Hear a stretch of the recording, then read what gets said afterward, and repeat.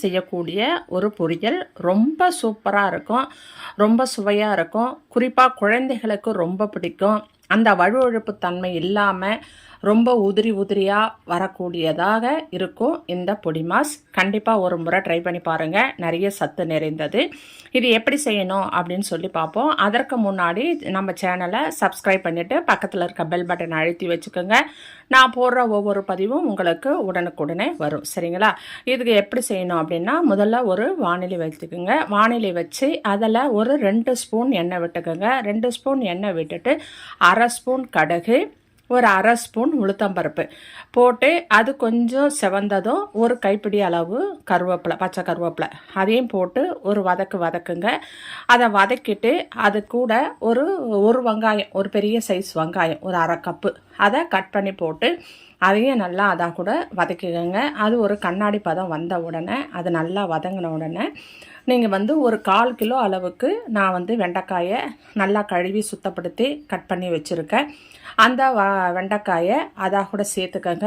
அந்த வெங்காயத்தாக கூடவே சேர்த்து அதையும் சேர்த்து நல்லா கிளறி கொடுங்க.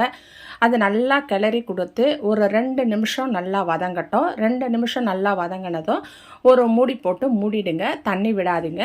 மூடி போட்டு 2 நிமிஷம் அப்படியே இருக்கட்டும். திரும்பவும் திறந்து அது வேகிறதுக்குள்ளே அதுக்கு ஒரு பொடி செஞ்சுக்கணும். ஒரு மிக்சி ஜார் எடுத்துக்கங்க. மிக்சி ஜாரில் ஒரு 1/2 கப்பு, அதாவது 2 ஸ்பூன் வேர்க்கடலை, வறுத்த வேர்க்கடலை, 2 ஸ்பூன் உடைச்ச கடலை, ஒரு 3 வரமிளகாய், ஒரு 10 பல்லு பூண்டு நான் தோலோடு போட்டிருக்கேன், ஒரு 1/2 ஸ்பூன் சீரகம், இதாக கூட சேர்த்து ஒரு கருவேப்பிலை ஒரு கைப்பிடி அளவு போட்டு எல்லாத்தையும் மூடி நல்லா கொரன்னு அரைச்சி அதை எடுத்து வச்சுக்கோங்க.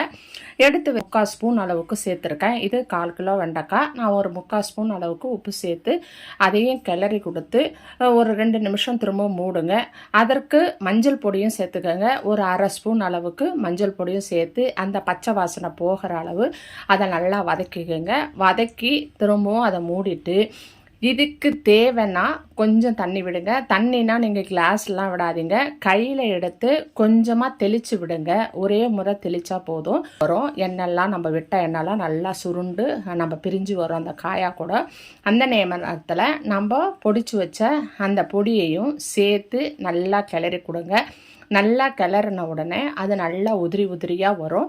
அந்த மாதிரி உதிரி உதிரியாக வரும்போது அது அந்த பொடி போட்டு ஒரு 2 நிமிஷம் கிளறினா போதும். அது மாதிரி கிளறும் பொழுது அந்த காயில் அந்த பொடியெல்லாம் நல்லா ஒட்டி மசாலா காரம்லாம் நல்லா இறங்கி நல்லா சுருண்டு வரும், உதிரி உதிரியாக வரும். அந்த நேரத்தில் அதை இறக்கிடுங்க. ரொம்ப சூப்பராக, ரொம்ப சுவையாக, ரொம்ப டேஸ்ட்டாக இருக்கும்.